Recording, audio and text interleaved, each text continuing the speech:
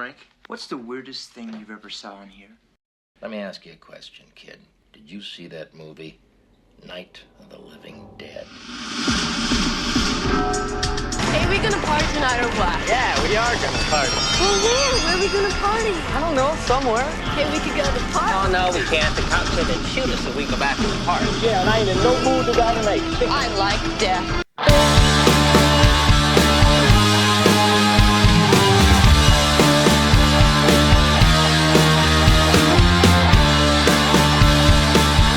Greetings, ghouls, and welcome to minute 44 of Do You Want a Party, the Movies by Minute podcast for the 1985 groundbreaking horror classic, The Return of the Living Dead.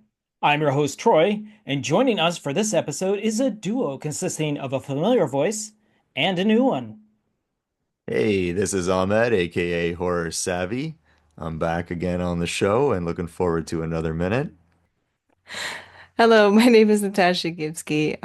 I'm a movie novice, I guess, now. Yeah. That's a good way to put it, yeah. Yeah. And I guess a gothic artist. You could find me at Instagram, or on Instagram at ngibskyart. So Excellent. And now, like you did mention that you're a novice, so you actually had just sat down to watch this movie for the first time. yes, that correct? was Yes. last night. Excellent. So before we actually get into too much detail and all that sort of thing, why don't you tell me just your impressions of the movie? Like, did you enjoy it? Was it a waste of your time or what? No. Yeah, no problem. So usually, well, I haven't watched a whole ton of movies in my whole, like, Mhm.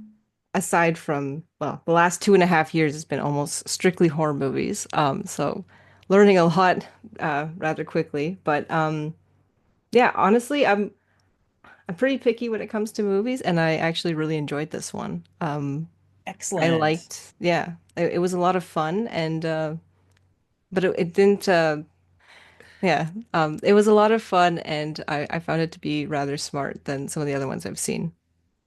For sure. Yes, Mhm. that's a credit to the writer Dan O'Bannon because he definitely knows how to write scripts. Yeah, and the Um, practical effects were really, really cool.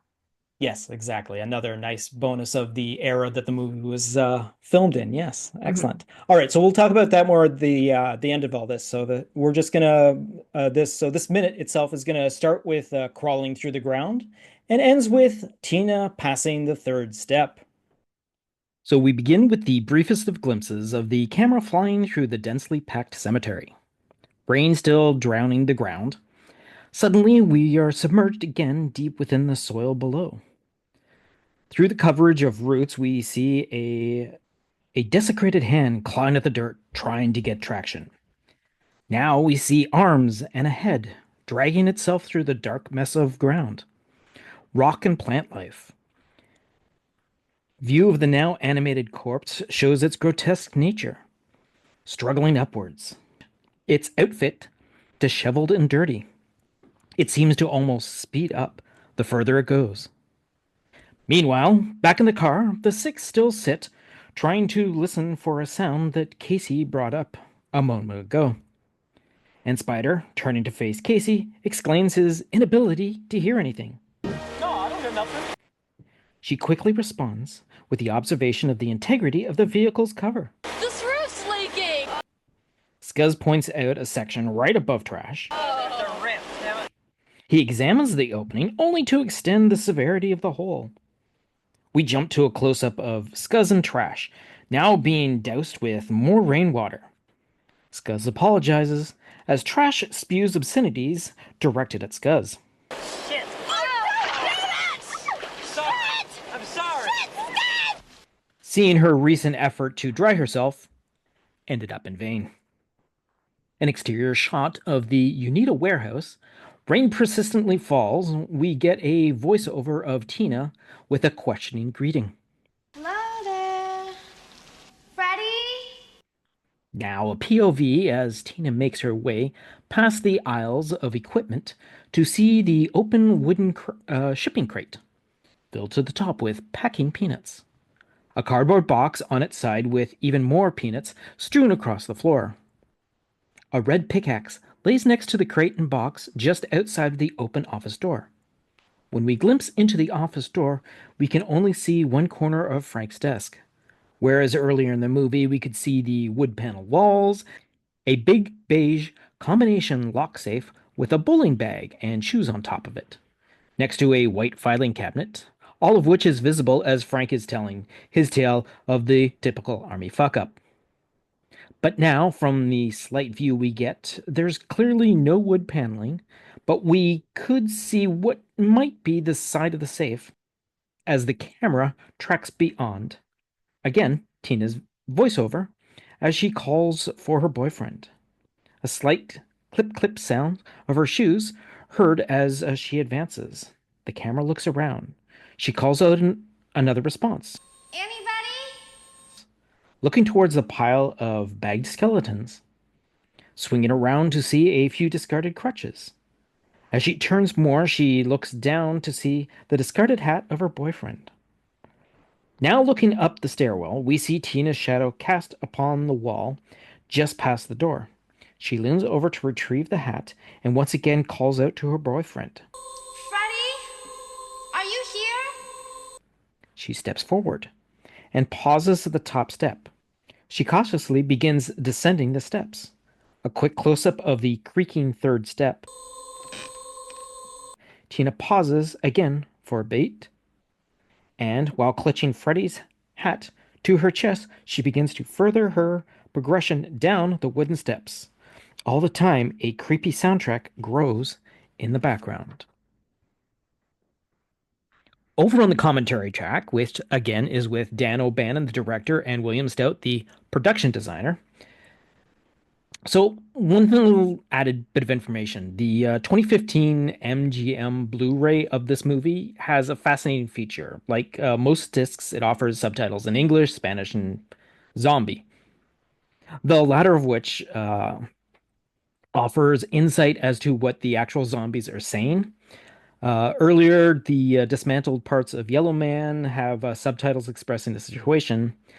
This sequence, as well, has subtitles with "Let us out, let us out! The pain, the pain! Brains! Must have brains!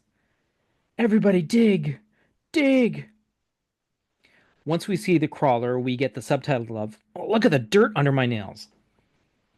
Also, at this point, Dan O'Bannon points out that here is the thing digging its way. He then reflects on wishing to do the shot again, as it doesn't look like it's actually underground. When the roof is opened up, Dan O'Bannon almost gleefully responds, "This is so great." The water pours over Leanna. He then compliments the shot of the warehouse, mentioning how difficult it is to make the rain coverage covering a large space. During the POV, he mentions how this is how you create suspense, moving the camera around using a wide lens. He adds how this makes it suspenseful and beautiful.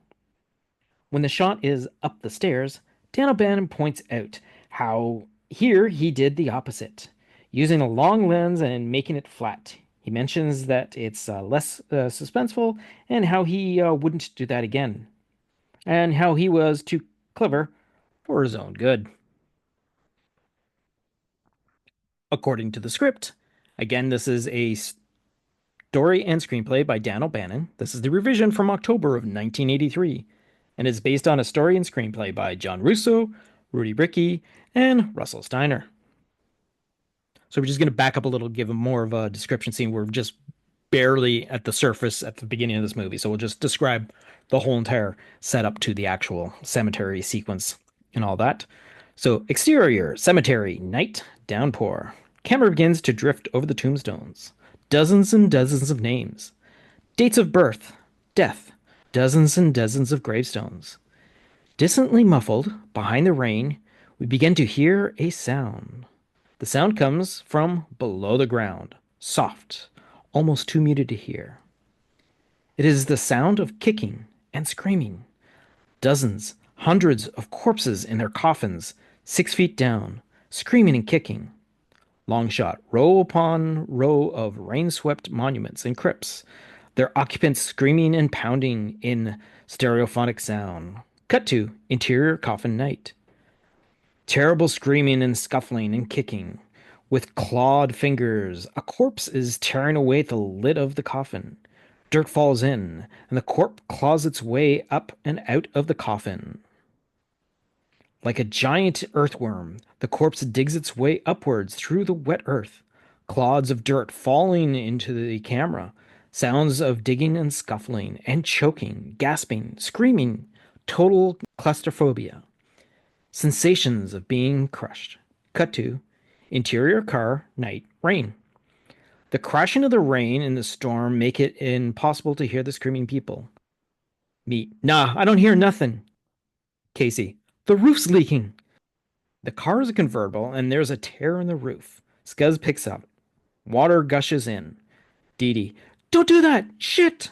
Now, again, for those that don't remember or whatever, the version of the script that we're working with, the character of Meat actually turns out to be Spider later on, and the character of Dee Dee turns out to be Trash. Cut to interior warehouse, night, rain. Tina hears a slight sound. She comes inside, looking around carefully. Tina, hello? Is there anybody here? Hey, hello? Tina moves through the dark shadows. She comes out into a warehouse proper. Her POV, the warehouse. It is in semi-darkness, a few lights on here and there, and utterly quiet. She starts walking through the warehouse, past a pile of crates, through the shadows. Tina continued, Freddy? Anybody? Hello there. She looks over to see Freddy's hat, the red baseball cap, lying on the floor next to the cellar doors. She walks over and picks it up. Tina continued, frowning at the hat. Freddy? Are you here? The cellar door stands open. Light pours in from it. Tina peers into the cellar, craning her neck. The lights are on below. She hears a slight sound. Tina continued. Hello? Is somebody there? She starts down into the cellar. Interior basement. Night rain. As she steps on the third step down, it creaks and shifts under her foot. She glances down at it and keeps descending the stairs. At the bottom of the step, she looks around. Bare electric bulbs glowing. Dust all over the place. So we're going to end this particular minute for the script in this sequence, because we obviously stop just as she starts down the stairs, and that's pretty much where she is in the script. So now we go to one of the coolest parts, the coolest discoveries of the actual doing this podcast is the work print comparison. This is where they film all that they're going to use of the footage, combine it into one long version of the movies, and then they edit it down to get to what we have as our final film. This particular minute of minute 43 to 44 in the work print is actually 48:40 to 50:30. So we have an extended sequence here. So it's weird to have the audio cut out of this at the start of the sequence, but the camera flying through the wet fake cemetery is a little longer than what we have in the final film. Back inside the warehouse, we watch as Tina walks further into the warehouse, calling out for Freddy or anybody. She wanders past the end of the aisles before switching to the POV angle. Now, as mentioned before, we get a better view of inside of the office, as the shot here is a lot longer. However, even though the quality of the work print is very poor, it's clear that the office from this quote-unquote set isn't the same as the actual office from earlier in the movie. As the POV continues, it's clear that the audio from the moment ago as Tina asks for people is used here as the shot is silent. However, we see Tina reaching down to pick up Freddy's hat from an angle from within the warehouse, not the actual stairs. She calls for Freddy again and turns around to glance around the warehouse. An off-camera voice says noise, to which Tina turns towards the stairwell door. The shot of her going down the steps is the same as the final film, and that's where we conclude this workplace print comparison. Yeah. All right, and that wraps up this particular minute. Ahmed, is there anything that you want to talk about, particularly for this minute, that I might have glossed over or missed? Well, it was an interesting minute because it's Hmm. kind of very much a setup and build up minute that we're looking at here. Not a whole lot going on, but a whole lot about to happen. So essentially, I'd say aside from the really cool shot where you're getting the zombie digging through the dirt and kind of speeding up, which something that like, kind of gets, I think personally, I think it gets overlooked about this movie is that it did have faster moving zombies than the Oh time yeah. allowed kind of deal. And a lot of people kind of like, especially me, like I don't think about it until I'm watching the movie. I always remember them being slower I know. um, due to Night of the Living Dead.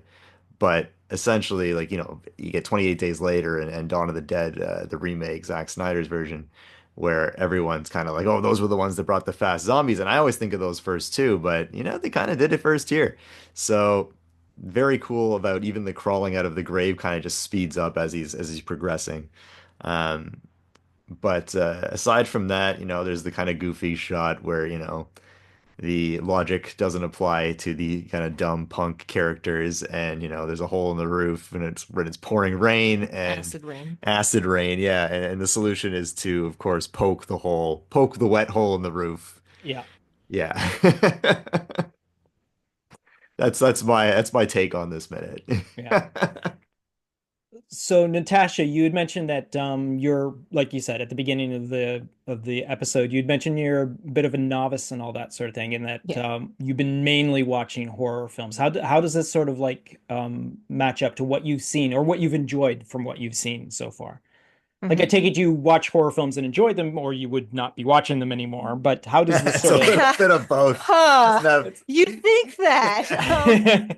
Whenever she doesn't enjoy something, I'm like, listen, there's like a few thousand more, and then you can decide whether you like it or Yeah. not. Basically, okay, so my biggest problem, it's a me thing. It's like, I don't know, my morals get in the way of everything. So when I see, a lot of things that are in horror movies, it upsets me. The stereotypical teens, Yeah. the sex, drugs, and rock and roll kind of Yeah. aspect of it. Yeah, I don't like seeing that. I mean, it's a little bit in this particular movie as well. I mean, but it's Honestly, not no. but it's There's not just as like the really friendly girl dancing in the cemetery. I think because of her artistic background, where it's not so much nudity a thing that bothers her, No, it's it's not. Yeah. more the actual act itself. So, uh, Well, it's trash just dancing naked isn't like, oh my God, like what is this? It's for the most part, it's kind of goofy. well, I like her name now. Like Yeah. sorry, I like her more now You knowing like her name. her, Yeah. yeah, her Well, name's Trash. Yeah. raccoons. Um Yeah. anyway, yeah, no, I honestly I wasn't expecting to like it. And I actually really did. I liked, well, like I said, I love the practical effects. I've Mhm. noticed that with not only this movie but also The Blob and The Thing. I guess all these the movies. Yeah. Um, anyway, yeah, no, those I really really like those, especially two characters in particular. I guess I now know whatever his name is, Tarman. Yep, That Tarman. guy, Yeah, yeah, yeah. that was gross, like so like wet and like glossy and like I felt like I could smell him when he came in. I'm like, ooh. That was really cool. I also liked there was like that lady on the table. She was like just like Hmm. a half of a corpse or whatever. That is actually what she's referred to as the half corpse. Yes. Oh, Yeah. okay. Nailed it. Spot on. Yeah, so she was really cool because I couldn't exactly tell. Like, obviously, she has to be like mostly like a prop, but at the same time, it almost looked like there was like a human speaking, like the head part. I don't know. They were just really well done. I was trying to figure that one out. Um, yeah, so I really like those two things. I'm trying to think what else. Well, there is the cream of Oh yeah, yeah. the limbless zombie that gets shot Oh yeah, outside the I'm trying to forget it. prison. That's why. Yeah. Yeah. So there's like, I guess like yeah, when the I don't know what you describe Er- it. well, I think it's Ernie, right? When he uh when Yeah. he first goes outside to I think he was checking on the Yeah, yeah. paramedics Yeah. Yeah. The and ambulances. Yeah. of course he's toting a piece the whole time that he finally gets to use for the first time he's shooting a zombie and he takes a shot at this zombie that startles him on the floor that's kind of limbless, feasting on one of the medics. And the thing just springs around and just like, I don't know what you call it. Like it rolls and just kind of like Oh yeah, hops over at him really quickly. that was horrible. Like It's I'm like, fantastic. yeah, like if the rest of the movie didn't give me trauma, that certainly did. Um, yeah, no, that was horrible. Like it just, anyway, that guy freaked me out the most. I definitely Hmm. wouldn't want to run to, yeah, I wouldn't want to run into him again, that's for sure. Yeah, yeah. No, no, Anyway, that's yeah. Yeah, you mentioned some great other movies around the same time too. Yeah, The Thing and the remake of The Blob from the 80s and all that, mhm. how everything was what it was. It was all practical effects. There was no really any way you can have computer generated stuff like Yeah. you Yeah. would Funny nowadays enough, sort of thing. all remakes. Hmm. Um, Yeah, yeah, all three of yeah. those are remakes. Well, As well as another technically, one that you forgot to mention that traumatized you with Oh, The Amazing Stuff. Fly? Oh, that, Yeah. yeah. oh my God, that's on its own level. That's on like the Babadook and The Fly. Those are like, I Well, love yeah, those Yeah. movies because so much. the Fly, the Yeah. Cronenberg Fly is more of a body horror Oh movie yeah. than Oh. anything else, That's one of and my it's favorites. That oh, like for sure. literally, yeah, Yeah. that Yeah. that was the scariest thing I've ever seen like in my whole life. But yeah, no, no. Again, good taste in movies. Like so, again, how does this particular movie compare to what you've enjoyed just in general, movie wise, and all that sort of Hmm. thing?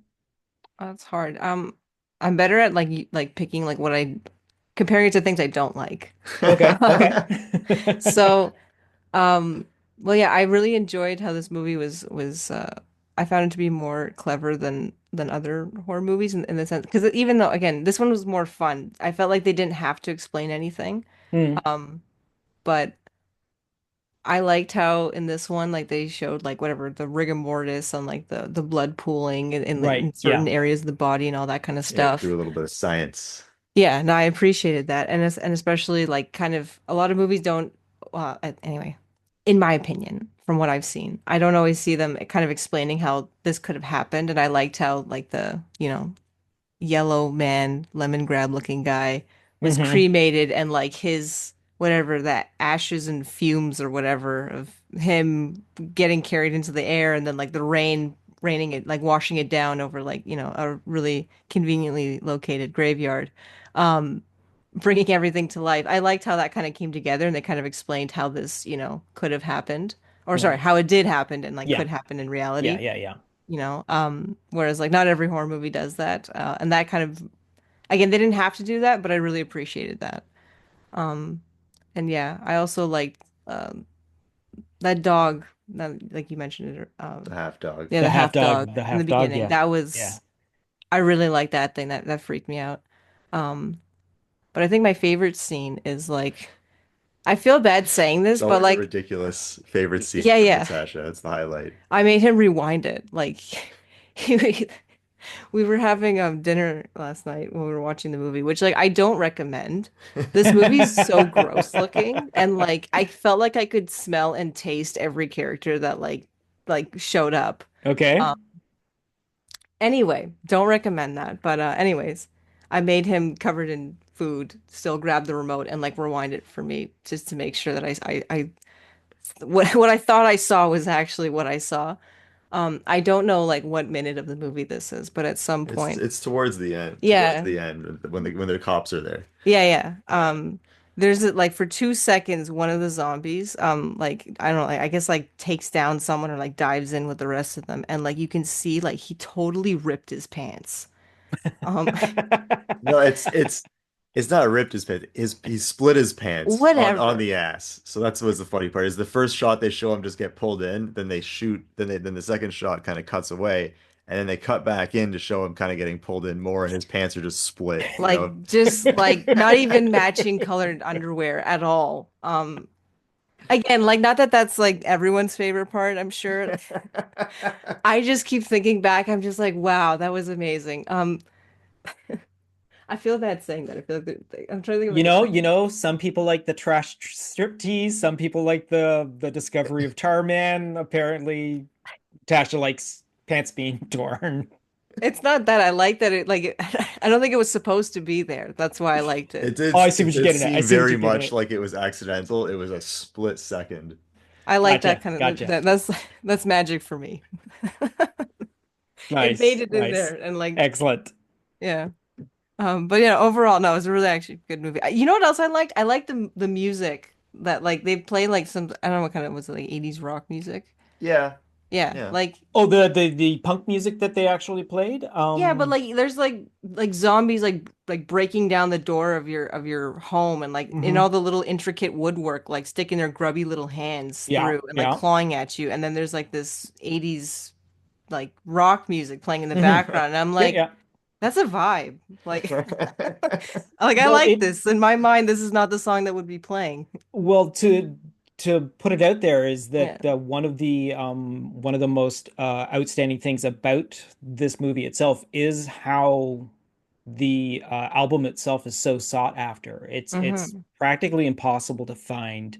Hmm. It's, I mean, you can find it digitally now, but Yeah. prior to that era, it was like a very hard soundtrack to come by. People would Imagine. pass around like audio recordings of it, like Hmm. on tape, like just like to Yeah. have the soundtrack and all that because it was so hard to find.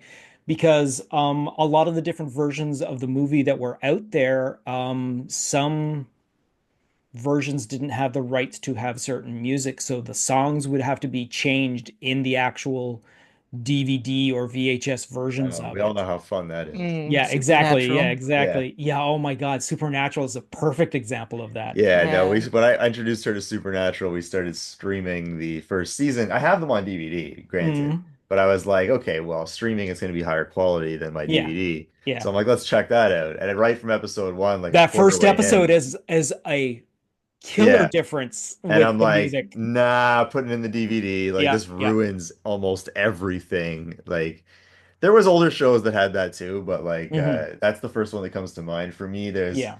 There was a early 2000s series on Fox that was very ridiculous and very lame, but the soundtrack was phenomenal. Okay. And it was called Fastlane.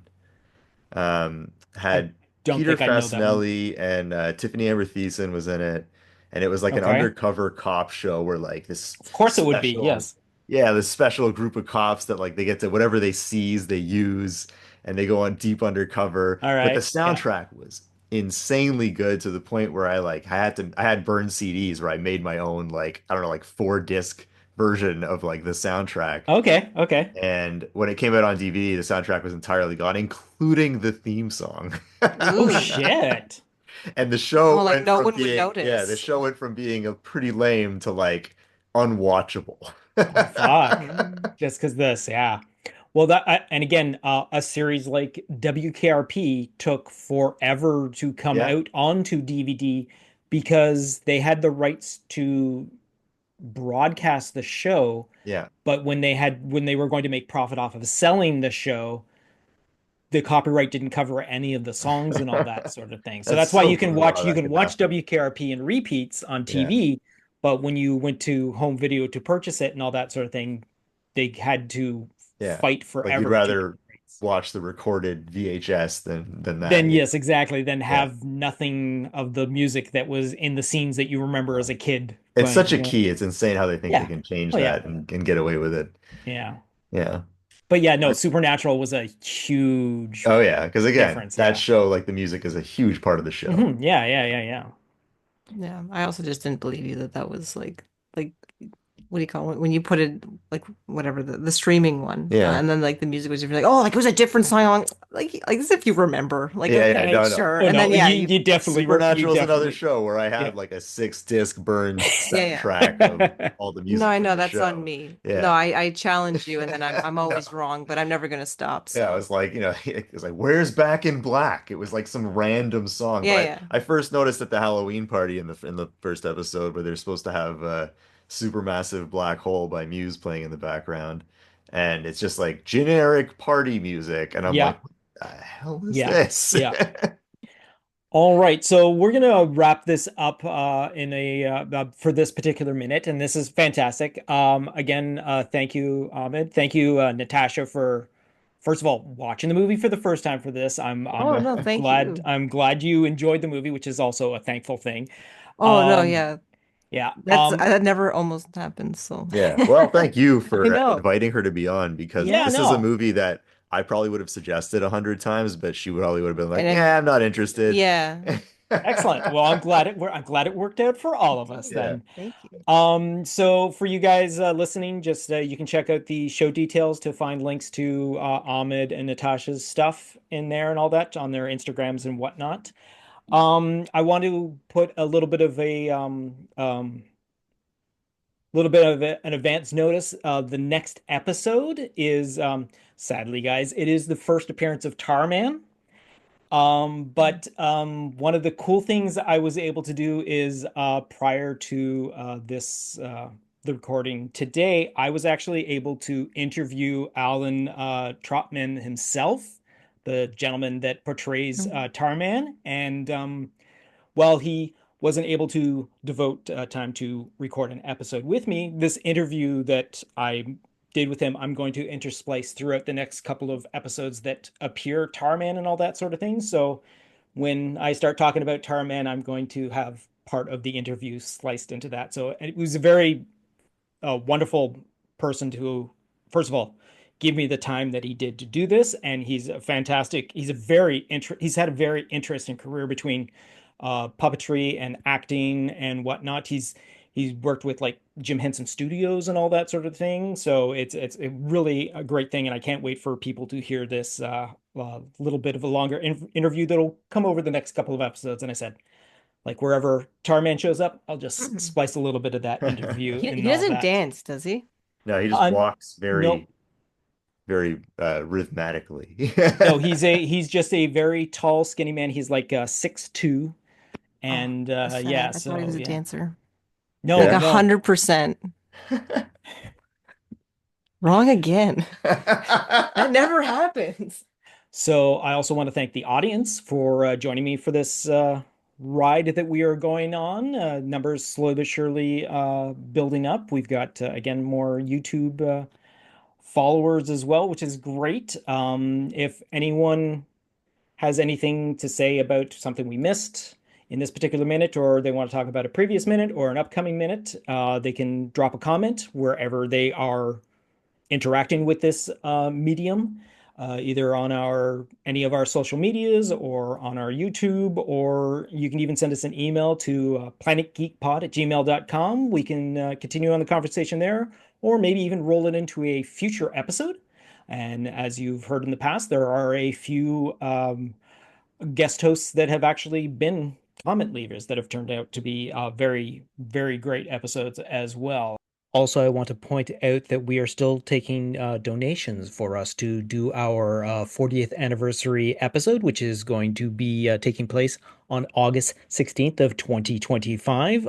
In the show notes, there will be a link to our ko-fi.com/planetgeekpod donation page to help us get the ball rolling on getting this to be done, which is something we are looking forward to, which we will be not only recording a live episode of, I believe it is minute 62 of the podcast, but we will also be in front of an audience showing a version of this movie in an actual movie theater that we have rented. So that's what all the funds are going towards the rental of the theater and the showing of the movie and our time to record the podcast. So again, show notes for stuff for Ahmed, Natasha, our donations and all that sort of thing. So one more time, thank you, Ahmed. Thank you, Natasha. Thank you, audience. And I got nothing else to say, but see you next Wednesday. You've just been listening to a Planet Geek production of Do You Want to Party? A Movies by Minute podcast of the 1985 The Return of the Living Dead. Please be sure to subscribe, download, comment, share, rate, and review. Be sure to follow us on our social media platforms: Facebook, YouTube, TikTok, Tumblr, or Letterboxd. Search for Planet Geek Productions. X, former Twitter, Instagram, and Blue Sky, search for Planet Geek Pod. or send us an email to planetgeekpod@gmail.com. Our closing music is provided by Night Chill. See the show notes for more details. Once again, thanks for tuning in, and farewell, fiends.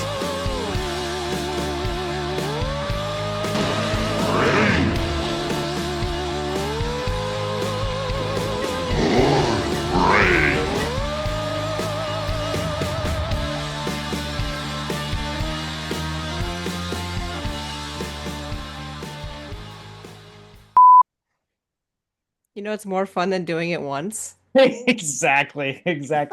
Well, at least this time the opening won't be as stumbly as as the last one will. So, Oh yeah. yeah. Okay. No, I was like literally the whole time. I'm like, oh my God, like wow, what a horrible Yep. introduction. I'm Natasha, like the artist girlfriend. Like that sucks. All right, third time's a charm, kid. Oh man.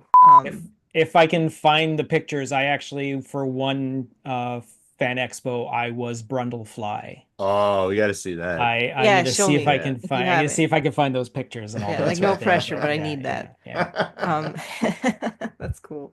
Ew. Oh, I'll probably record it probably after I'm done my next. Yeah, because I know Yeah. you have someone set up I got overseas. in about an hour. I got an hour till the next guy that I got to Yeah, record. yeah. Yeah, so yeah, who that's is okay. actually 2 minutes from you guys because the person between you two can't do it this weekend. So I got to do her another weekend, Oh sort of boy. thing. So yeah, so Okay. it's totally out of order. I've got like friggin' 5 episodes of notes I've got written out. Oh So boy. yeah, Don't drop that pile. yeah, exactly, Oh exactly. Yeah, man. I don't know. I'm so anyway. I can't even think about it now. Yeah, It's just no, funny don't because worry you're about fine it. with speaking, but once it's like your turn, you're like, Yeah, awesome. Great. Yeah. What are we still gonna record art like other parts and send it in or no? That's it. Oh, that's it? Oh, Because I didn't talk about if you guys Ernie's want to suit. talk about some other stuff about the movie or something like that between the two of you, yeah, I can totally splice it in there. Yeah, No, it's I have no problem with basically that. just like Ernie's whatever It's suit. basically Ernie's tracksuit. It's not the biggest deal. That's all that we pretty much it. missed. I'm Okay, like, you know that's what? You know what? Remember it, and you could bring it up in the next episode. I bring it back in. Yeah, I'm yeah. coming Hey, back.